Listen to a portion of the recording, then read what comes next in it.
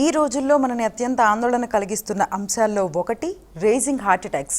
సాధారణంగా ఇది వరకు హార్ట్ అటాక్ అనగానే పెద్దవారిలో మాత్రమే కనిపించేది ఈ సమస్య అన్న భావన ఉండేది. కానీ ఇప్పుడు 40 ఏళ్ల వారిలో కూడా ఈ యొక్క హార్ట్ అటాక్ అనేది కనిపిస్తోంది. అంటే కేసెస్ పెరగడంతో పాటు మనకి ప్రైమ్ ఏజ్లో కూడా హార్ట్ అటాక్స్ రావడం అనేది చూస్తున్నాము. అంటే ఇంటర్నేషనల్లీ ప్రపంచవ్యాప్తంగా కూడా గుండెపోటు మరణాల్లో 20% ఇండియాలోనే ఉండడము, గుండెపోటు మరణాలు జరగడం సంభవించడం అనేది ఎంతో బాధాకరమైన అంశము.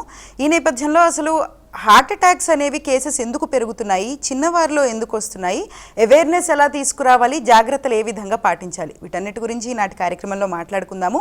డాక్టర్ ఎల్ కిరణ్ కుమార్ రెడ్డి గారు ఇంటర్వెన్షనల్ కార్డియాలజిస్ట్, అపోలో హాస్పిటల్స్ నుంచి వచ్చారు. డాక్టర్ గారితో మాట్లాడదాము. అపోహలు నిజాలేంటో, అపోహలు ఏ విధంగా ఉన్నాయి సొసైటీలో అడిగి తెలుసుకుందాము. నమస్కారం డాక్టర్ గారు. డాక్టర్ గారు, అసలు గుండెపోటు కేసెస్ అనేవి ఇంత ఎక్కువగా అలార్మింగ్ రేట్లో ఎందుకు పెరుగుతున్నాయి అంటారు? సో బేసికల్లీ మనం హార్ట్ అటాక్స్ అనేది తీసుకుంటే, అంటే గుండెపోటు దేనివల్ల వస్తుంది అనేది ఈజ్ వెరీ సింపుల్. అంటే మనం ఊహించలేము. మనకు ఉండే బ్లడ్ వెజల్స్ అంటాం, గుండె మీద రక్తనాళాలు ఉంటాయి. లెఫ్ట్ సైడ్ 2 ఉంటాయి, రైట్ సైడ్ 1 ఉంటుంది. దాని మ్యాక్సిమం డయామీటర్ అంటే ట్యూబ్ అనుకోండి, ఒక ట్యూబ్ సైజ్ ఎంత అంటే 3 to 5 mm చూస్తే ఇంతే ఉంటుంది. బట్ ఇంత చిన్న ట్యూబ్ ఇన్ని మరణాలకి కాజ్ చేస్తుందా అంటే అవుననే చెప్పాలి.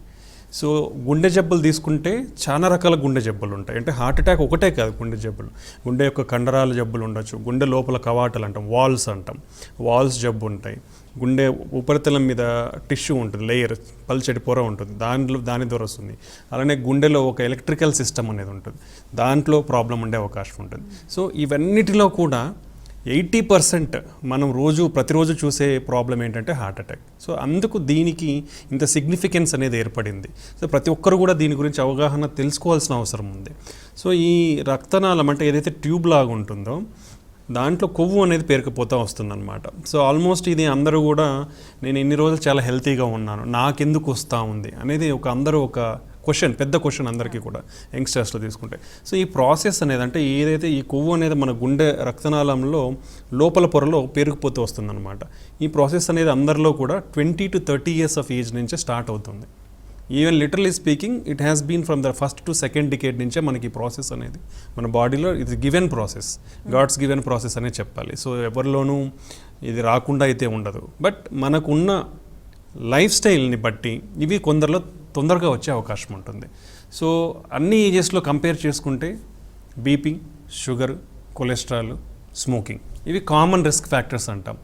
సో ఇంతకుముందు చూస్తే ఇవన్నీ చాలా తక్కువ ఇన్సిడెన్స్ ఉండేది. బట్ నౌ ఇండియా అనేది డయాబెటీస్ క్యాపిటల్ అంటాం. 77 million పీపుల్ మనకి డయాబెటీస్ ఉన్నారు. అలానే 40 million పీపుల్ ప్రీ డయాబెటీస్ స్టేజ్లో ఉన్నారు. So 25% to 30% of the people BP ఉంది మన ఇండియాలో. సో ఇవన్నీ కారణాల వల్ల హార్ట్ అటాక్స్ అనేది పెరుగుతూ ఉన్నాయి.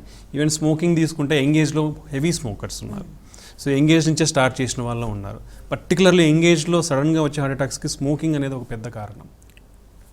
సో ఇవి బేసిక్ ఈ బీపీ, షుగర్ అనేది ఇంతకుముందు 40 years 50 years తర్వాత చూసేవాళ్ళం. బట్ ఇప్పుడు అందరు 25-30 years నుంచే కొలెస్ట్రాల్, బీపీ ఇవన్నీ కూడా ఎక్కువ అయితే వస్తున్నాయి. దానికి మీద జెనెటిక్స్ అంటే మన ఇంట్లో వాళ్ళు ఎవరన్నా ఒక మేల్స్లో అయితే 65 years కంటే, ఫీమేల్స్లో అయితే 55 years కంటే హార్ట్ అటాక్ వచ్చిందనుకోండి, వాళ్ళ నెక్స్ట్ జనరేషన్ వాళ్ళు హార్ట్ అటాక్ బారిన పడే అవకాశం ఎక్కువ ఉంటుంది. సో ఇది అనదర్ ఫ్యాక్టర్. ఇది మాడిఫై కూడా చేయలేము మనం ఎవరం కూడా, ఇది అన్మాడిఫైడ్ జెనెటిక్ అనేది. నెక్స్ట్ ఇంపార్టెంట్ థింగ్, మన లైఫ్ స్టైల్ తీసుకోండి. ప్రీవియస్ ఒక 20-30 years ముందర ప్రతి ఒక్కరూ సమ్ ఫిజికల్ వర్క్ చేసే అవకాశం ఉండేది. సో మోస్ట్లీ అగ్రికల్చర్ ఉండేది. సో ఇప్పుడు everything is a sitting jobs. So ఈ సిట్టింగ్ జాబ్స్ వల్ల ఏమవుతుంది, ఫిజికల్ యాక్టివిటీ అనేది లేదు. సో 10 to 12 hours కూర్చొనే ఉంటున్నారు. Next important thing is diet. ఇదైతే ఇంకా రెవల్యూషనరీ అనుకోవాలి. ఇంతకుముందు అండర్ న్యూట్రిషన్ అనేవాళ్ళం, అంటే ఆహారం లేక చావులు ఎక్కువ అయ్యేవి. So that's why lot of government schemes తీసుకొని వచ్చేసి 2 రూపాయల బియ్యము ఇవన్నీ, అంటే అందరికీ ఫుడ్ అందుబాటులోకి తేవాలని ఇవన్నీ ఇంట్రడ్యూస్ చేశారు. బట్ నౌ ఎవ్రీ ప్రాబ్లం, అంటే ఇప్పుడు ఉండే ప్రతి జబ్బు కూడా ఓవర్ ఈటింగ్ వల్ల, ఈజీ అవైలబిలిటీ ఓవర్ ఈటింగ్ వల్ల ఎక్కువవుతూ ఉంది. పర్టికులర్లీ ఒబిసిటీ, ఈ ఊబకాయం వల్ల జబ్బులు అనేది ఎక్కువగా పెరిగిపోతూ ఉన్నాయి. నెక్స్ట్ ఇంపార్టెంట్ థింగ్, ఇంత బిజీ లైఫ్, అంటే అర్బనైజేషన్ ఎక్కువ అవుతా ఉంది. అంటే ప్రతి ఒక్కరూ సిటీస్కే మూవ్ అవ్వాలని చూస్తున్నారు, ప్రతి ఒక్కరు సిటీ లైఫ్ కావాలని చూస్తున్నారు. సో దీంట్లో ఏమవుతుందంటే stress, lot of stress, decreased sleep. So ఇవన్నీ కారణాలు ఇప్పుడు ఈ గుండె జబ్బులు పెరగడానికి ఎన్ని కారణాలు వస్తున్నాయి. ఈ కారణాలన్నీ కూడా ఒకటి కంట్రిబ్యూట్ చేయట్లేదు. ప్రతి ఒక్కరిలో 3 నుంచి 4 కారణాలు ఉంటున్నాయి. అంటే నిద్ర సరిగా లేకపోవడం, ఫిజికల్ యాక్టివిటీ లేకపోవడం, ఊబకాయం ఉండడం, హెల్తీ ఫుడ్ లేకపోవడం, బీపీ ఉండడం, స్మోకింగ్. అంటే ఒక ఫ్యాక్టరే మనకు రిస్క్ని ఇంక్రీజ్ చేస్తుందంటే 3 నుంచి 4 ఫ్యాక్టర్స్, రిస్క్ ఫ్యాక్టర్స్ అనేది ఇంకా ఎక్కువ రిస్క్లో మన జనాల్ని పడేస్తూ ఉంది. కాబట్టి ఇవన్నీ చాలా జాగ్రత్తగా ప్రతి ఒక్క మన జీవితంలో ఉండే ప్రతి ఒక్క కాంపోనెంట్ని, ప్రతి ఒక్క దాన్ని కూడా మనం చాలా సీరియస్గా తీసుకోవాల్సిన అవసరం ఉంది.